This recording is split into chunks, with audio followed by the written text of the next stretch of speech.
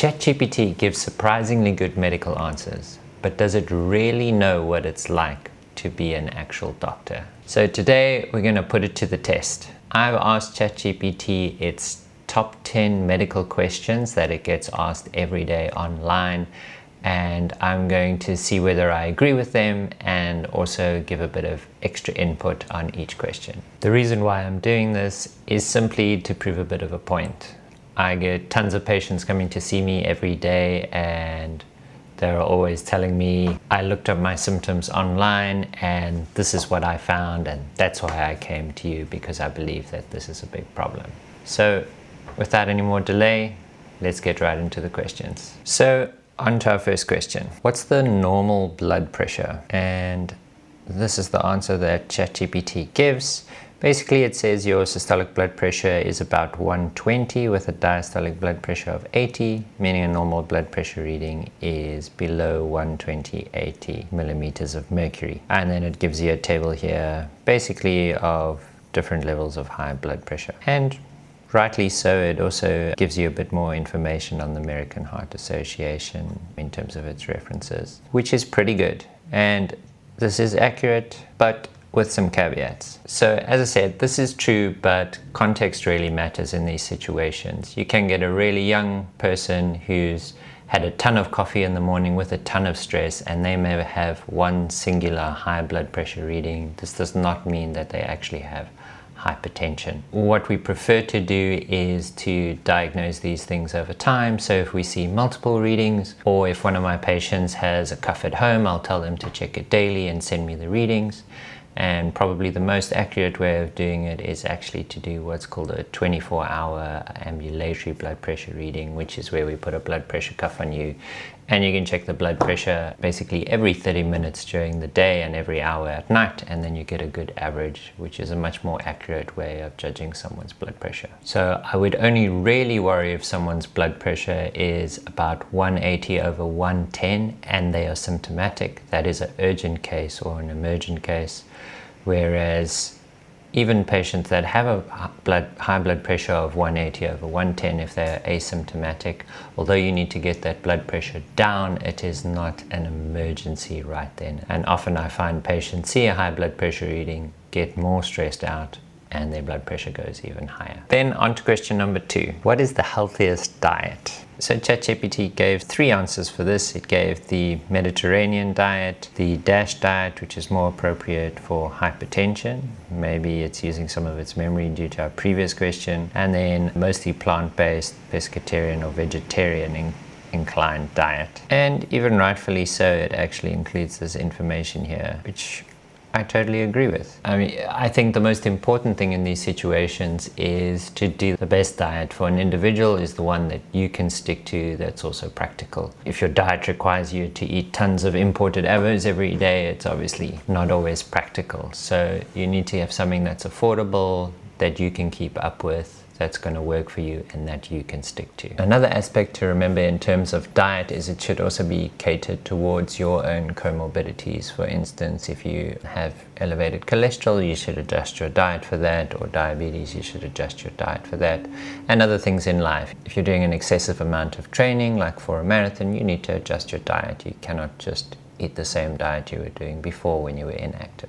Okay, then question 3. How many hours of sleep do I need? And this tailors it to a bit of a wide category, but it aims for about 7 to 9 hours of sleep, and then gives you some risk factors as to why this is important. I don't really agree with this. The reason why is many people have different needs. For instance, somebody who sleeps for 5 to 6 hours and they're able to cope well the next day, that's perfectly fine, especially if that person is struggling to stay asleep for more than 6 hours. If they aren't tired or they are coping on the 6 hours, then that is fine. Like, there are some rare individuals who do need less hours of sleep, such as 5 hours, and there's even individuals that require even more hours of sleep, sort of more than 10 hours per day, although these are more the outliers. And also remember that quality beats quantity at the end of the day. For instance, if you're still doing lots of screen time at the end of the evening, or you had an espresso or coffee at 10 in the evening,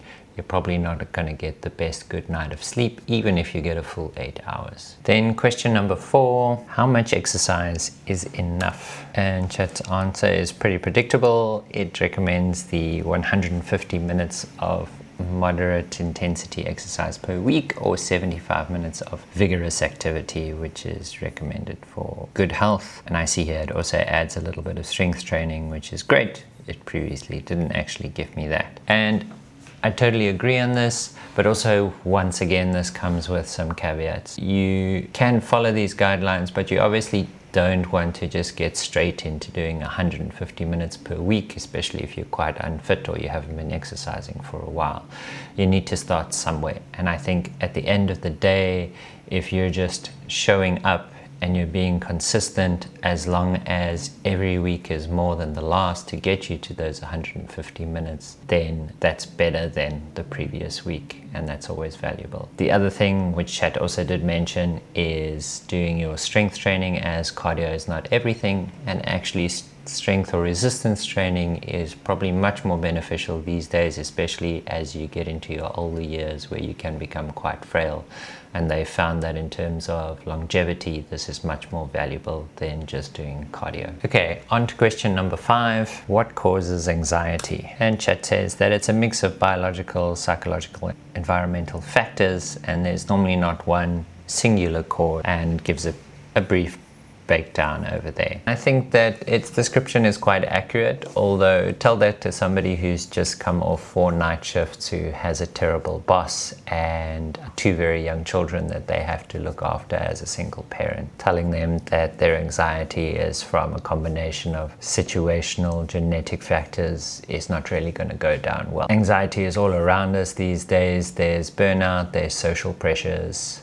And I think the most important thing is that it's okay to sometimes need therapy, and it's also okay to sometimes need medication to help you a little bit. We all need some support at some point in our lives, and nobody's going to do that for you. Only you can do that for yourself. Okay, question number 6. What are the early signs of cancer? So previously, Chat actually gave me the acronym CAUTION, which essentially describes a lot of these symptoms. This is a nice textbook answer, but at the end of the day, most cancers, unfortunately, don't follow the textbook.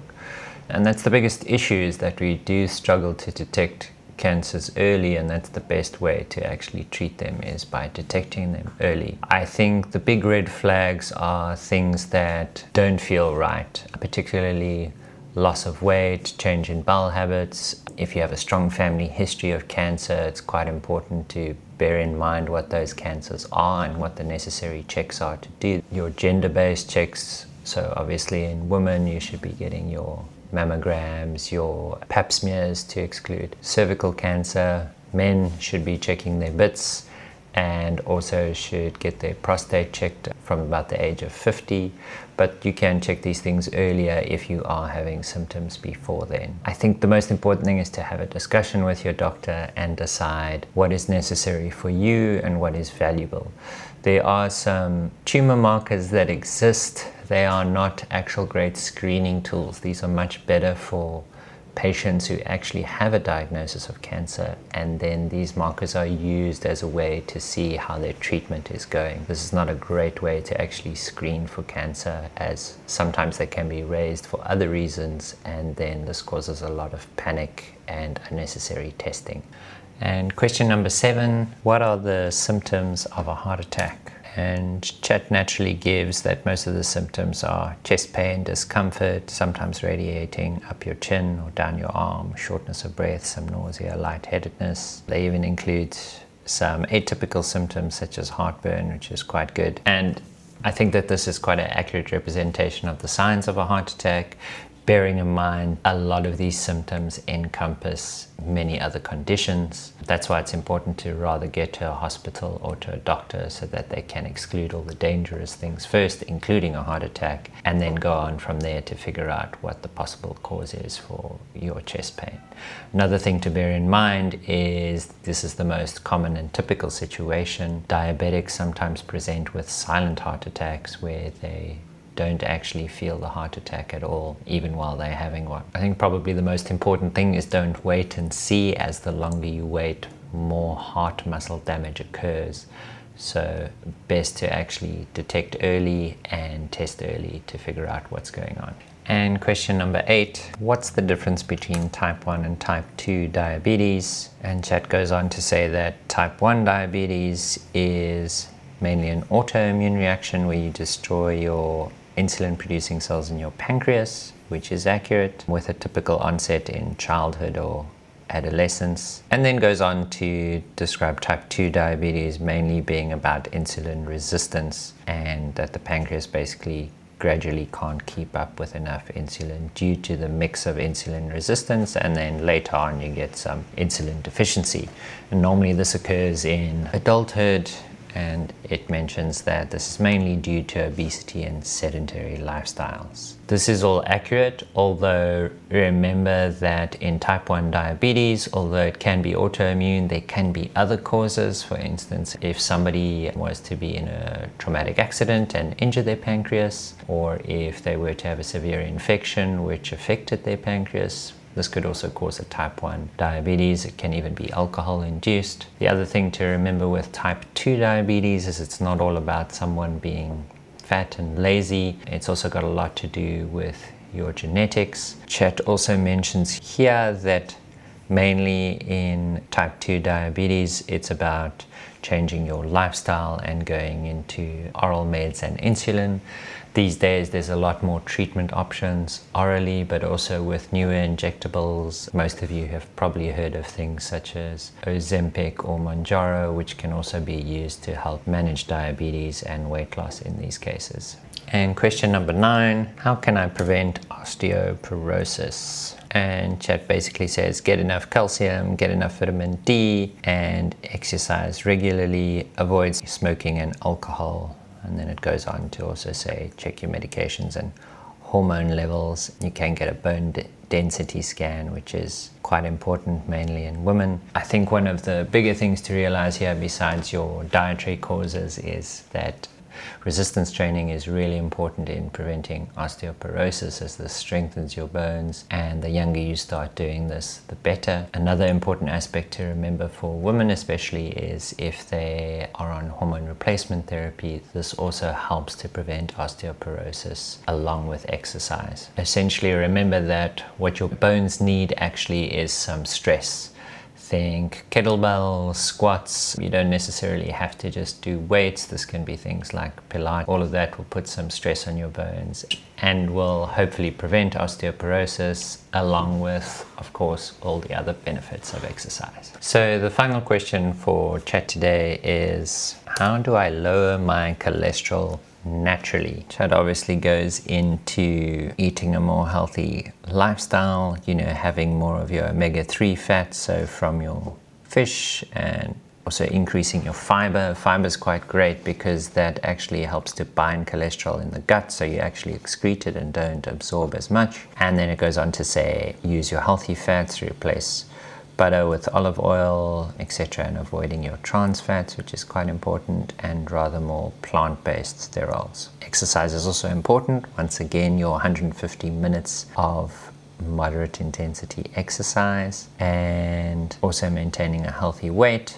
Smoking is also a huge factor, and alcohol, and trying to cut down on your processed foods, and managing your stress and sleep, also very important, as your higher cortisol levels can elevate your cholesterol. And once again, I do agree with chat, but bear in mind that none of these things can actually fight your genetics. And there are some individuals who lead perfectly healthy lifestyles in terms of exercise, diet, low weight, no smoking, no alcohol, and unfortunately they may still have high cholesterol due to their genetics.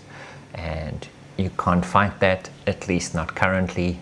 Maybe in the future we'll be lucky enough that you could possibly change your genetics for these kind of things, but right now it's not possible. In those individuals, we would, depending on how high their cholesterol levels are, we would want to try and use some sort of medication to lower their risk, as those high levels will cause damage to their blood vessels over time, particularly increasing their cardiovascular risk and things such as stroke, etc. It's quite important to keep those levels low as much as possible to have a long, healthy lifespan and lower your risk. So in closing, ChatGPT actually does a pretty good job of giving us the answers. The problem is it doesn't really see the patient. It can't read a patient's body language. It doesn't carry the weight of the responsibility of giving a patient advice or diagnosis. It doesn't see an individual. All of these aspects have some nuance and some areas of discussion for each individual. You have to look at each person, have a discussion, and decide what's important. And remember that essentially each patient is a different person and will have their own individual needs. So at the end of the day, using AI is good for education, but not for diagnosis, because medicine isn't just about data, it's also about the people. This was a bit of a different video for me. I was trying something a little bit new. Please let me know if you'd like to see more of these things in the future related to AI and patient experiences, and I'll see you guys in another video. Please let me know if you have any questions in the comment section below, and subscribe if you want to get some more videos from me. Thanks very much. Cheers.